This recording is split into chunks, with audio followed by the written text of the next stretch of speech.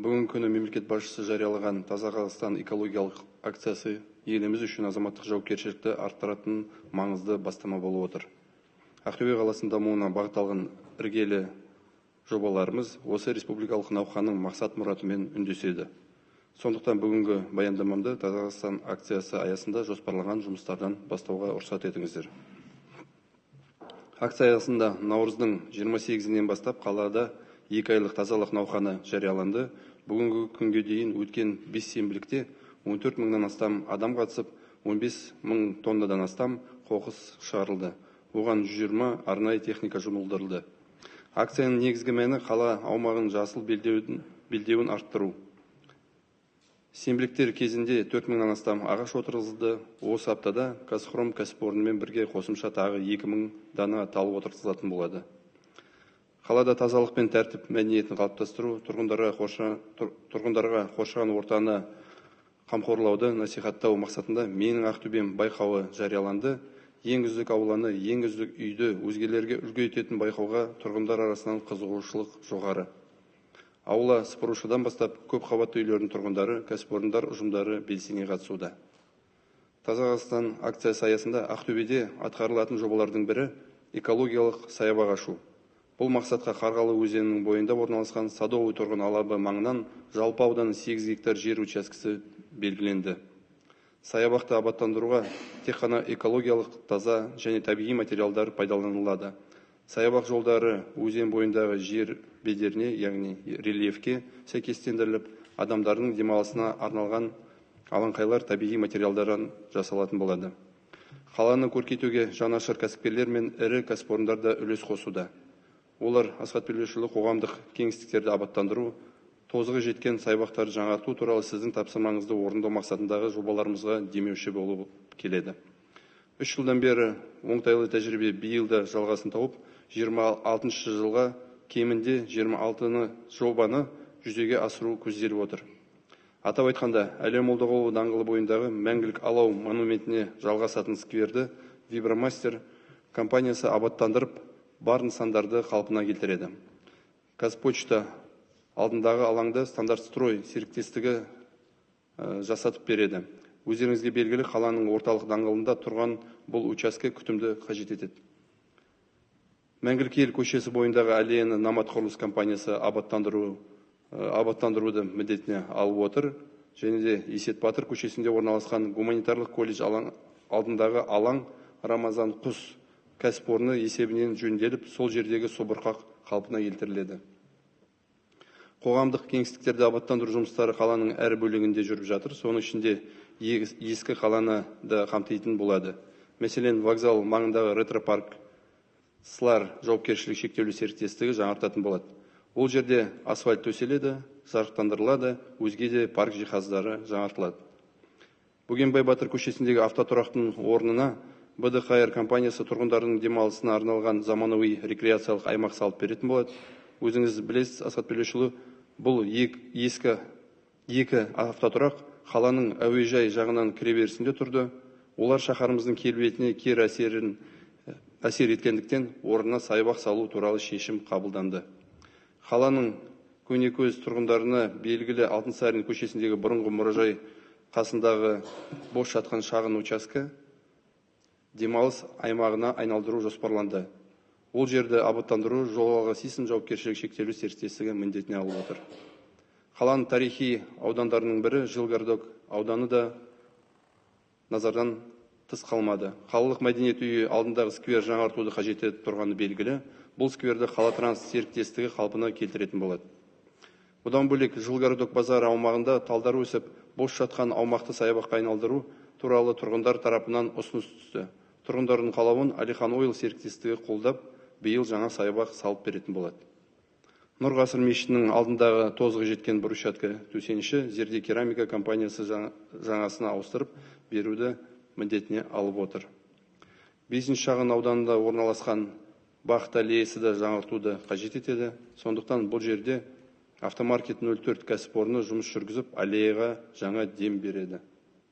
Әлия Молдағұлова даңғылында орналасқан теннис корты ауданындағы бос жатқан кеңістікті БС Холдинг компаниясы аллея ретінде салып береді. Олар өткен жылы учаскенің бірінші бөлігін абаттандырып, тұрғындар игілігіне тапсырды. Чернышевский мен Рысқұлов көшелерінің қиылысындағы бос кеңістік Ақтөбе облысы кәрістер ассоциациясының демеушілігімен абаттандырылатын болады. Бұлардан өзге де рекреациялық аймақтарды жаңарту, жөндеу жұмыстары, Бәйбек құрылыс, Гранд парк Шымкент, Анвар, Дина, Саду бизнес групп, Ақжайық автопарк, Рахмет групп және басқа да кәсіпорындардың қолдауымен іске асырылуда. Қазіргі таңда аталған учаскелердің бірқатарында санитарлық тазалау және инженерлік жұмыстар атқарылуда. Өз міндеттеріне алған саябақ скверлерде абаттандыру жұмыстарын бастап кеткен кәсіпорындар бар. Барлық жобалар жылдың соңына дейін аяқталуы тиіс.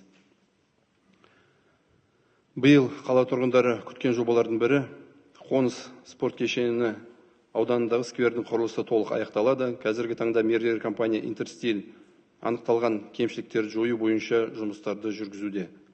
Ал RG компаниясының қолдауы арқылы Тәуелсіздік даңғылы бойына салынып жатқан саябақтың 5 бөлігінің 3 бөлігі бүгінгі күні пайдалануға берілді. Саябақтың Мұстафа Шоқайдан Ғазиза Жұбанова көшесіне дейін бөлігіндегі жұмыс биыл жалғасады. Асхат Төлешұлы, сіз қалалық ортаға сән беретін және тұрғындарға көңіл күй сыйлайтын су бұрқақтарды жөндеп, әр жыл сайын фонтандар маусымын дер уақытында ашуды тапсырған болатынсыз. Егер 2024 жылы Ақтөбе қаласындағы 20 су бұрқақтың 6-ы жұмыс жасаған болса, 2025 жылы 18-і жаз бойы қосылып тұрды. Ал қазіргі таңда қала бойынша 20 фонтан мамыр айында қосылуға дайын тұр. Оның ішінде жаңадан 2 су бұрқақ іске қосылады. Бірі Тәуелсіздік даңғылындағы жаңа парктың су бұрқағы және екіншісі автовокзал алаңындағы демеушілер есебінен жаңартылған фонтан. Ал орталық саябақтағы лазерлік және отты элементтері бар музыкалық су бұрқақ қала күні қарсаңында жұмысын бастайтын болады. Құрылыс және тұрғын үй қоры. Биылғы жылы Есет Батыр тұрғын алабында 845 пәтерді құрайтын 4 несиелік үйдің құрылысы аяқталып, олардың 3-еуі отбасы банкіге берілсе, бір үй бойынша шілде айының соңына дейін ауланы абаттандыру жұмыстары аяқталады деп күтілуде.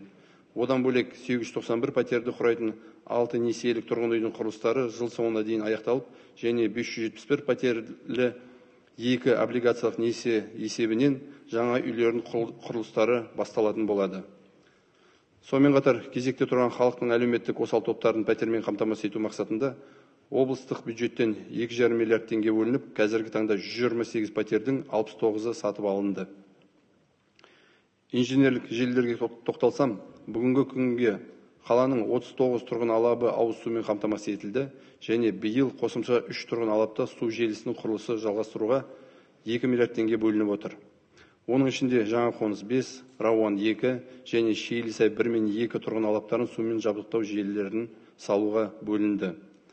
Жаңа ауыл 1, 2, 3, Ақшат 2 мен 3, Ақжар плюс және Шығыс 1 тұрғын алаптарына су желісін тарту үшін қазіргі таңда жобалық сметалық құжаттар әзірленуде.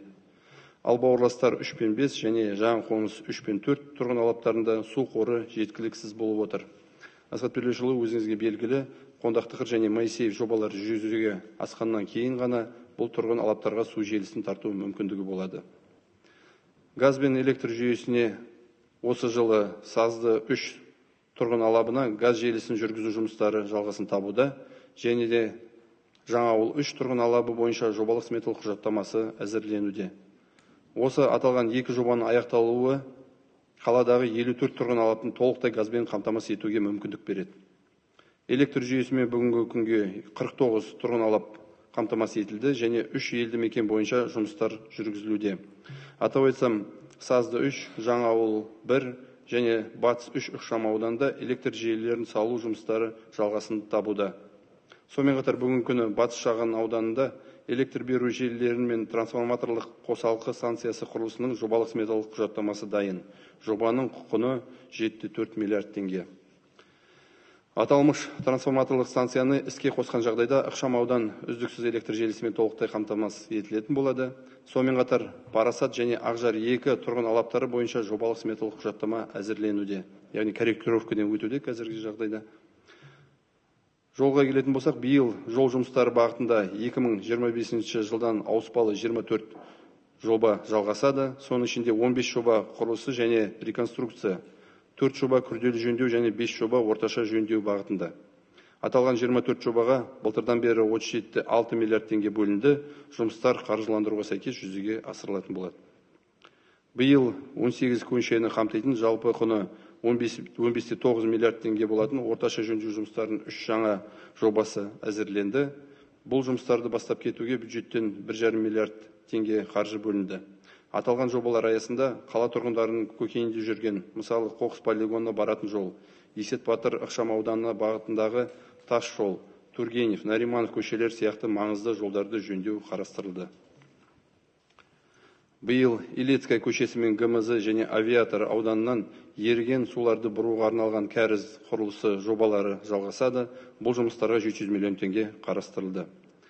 Және де халық қатысатын бюджет бағдарламасына 873 миллион теңге бағытталып, 32 жобаны орындау жоспарланып отыр.